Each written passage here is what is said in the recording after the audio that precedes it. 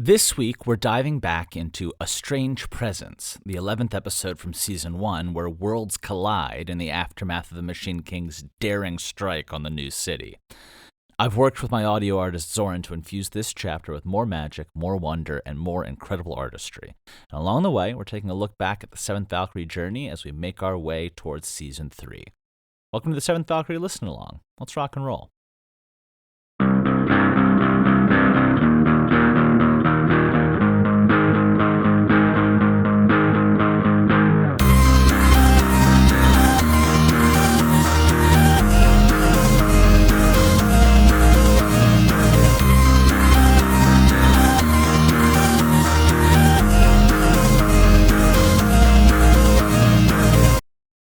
Hello, everybody, and welcome back to the Seventh Valkyrie Listen Along. I'm your host, Colin Sharp, creator and current voice of the Seventh Valkyrie. And if you're a new listener coming through the series for the first time, welcome. It's awesome to have you. And if you're a grizzled hero veteran, it's awesome to have you back.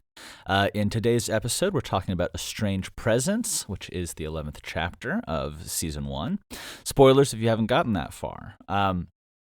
Because we'll start with Inside the Episode, where we kind of review everything that happened. Make sure you guys are all keeping up to date. So we pick up this chapter with Strena and Guba as the old city denizens return cautiously to their beds, but Strena can't sleep, picking up on all the careening energies of the city.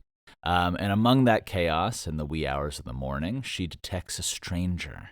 And she follows this strange presence up along the riverside, where she eventually encounters Val, in an old barn, deeply wounded and cradling his two also wounded hounds. She races home to get Mama Maven, and this sort of innocent instinct brings Val to the attention of some in the old city, including Pors, Maven, and the wild woman Rama. But right now, secrecy is the least of Val's worries, as he's dealing with a half-dozen life-threatening ailments, and Edda in particular has been seriously hurt. Medical necessity overcomes any lingering issues of cultural differences, and Strena leaps into action alongside Rama to heal Val using the gifts. Now, it takes a lot of power from both of them. We get a glimpse of how the force of nature that is Val is perceived by people with a second sight. But in the end, disaster is averted, and at least for now, as the slumbering giant of an Edarin has arrived, there are plenty of questions remaining for the Freelanders. So taking a step outside of the episode, a little more director's commentary kind of shit, the sound of the green power, the sort of earthy magic as the healing is happening, along with all the little details, is a big thanks to Big Papa Z.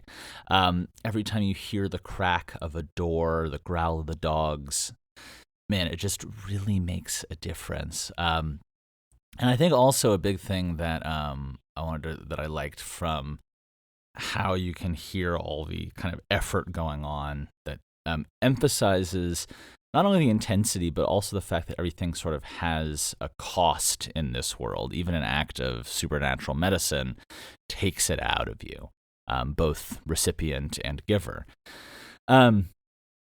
Also in this chapter, we have sort of an intersection of a lot of very human instincts to protect, to be suspicious, to help those in need, to be afraid, but also fascinated by what we don't understand. And as I was putting together the notes for this episode, I was kind of thinking on the fact that the intersection of all those feelings and that authenticity ends up being sort of the driving force behind the series. I've described this before, but there's a sort of physics to how people move and how the feelings and progression and sense of journey kind of makes its way through that I can't kick. It's not like a conscious choice. Like there are some things that just feel right and things that feel wrong. And something can't happen, no matter how cool or potentially interesting, if it doesn't feel right.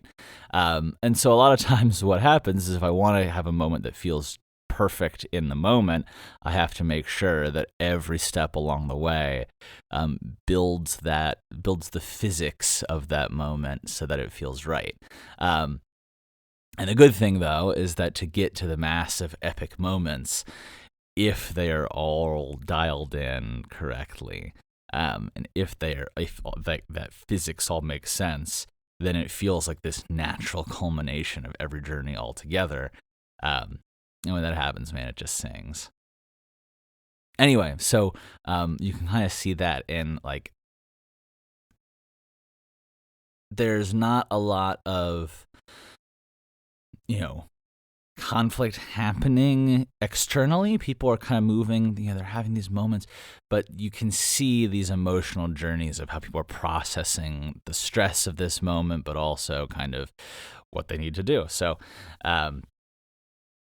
it's kind of a much smaller scale of how even within kind of this small interaction where, in terms of like magical whiz-bang pow moments, not a whole lot is going on, but we can see kind of just the way that these people's emotional physics bring them through the world. Anyway, if you're itching to get ahead, you're not alone, and you can do that two ways. First, you can listen to the episodes as they were released right now today for free. Or if you'd like to experience the full magic of the series, you can join us on Patreon as a hero of Edera and get exclusive access to the Season 1 reimagining weeks before it hits the public. The choice is yours. We're just glad to have you along for the ride as we journey towards Season 3.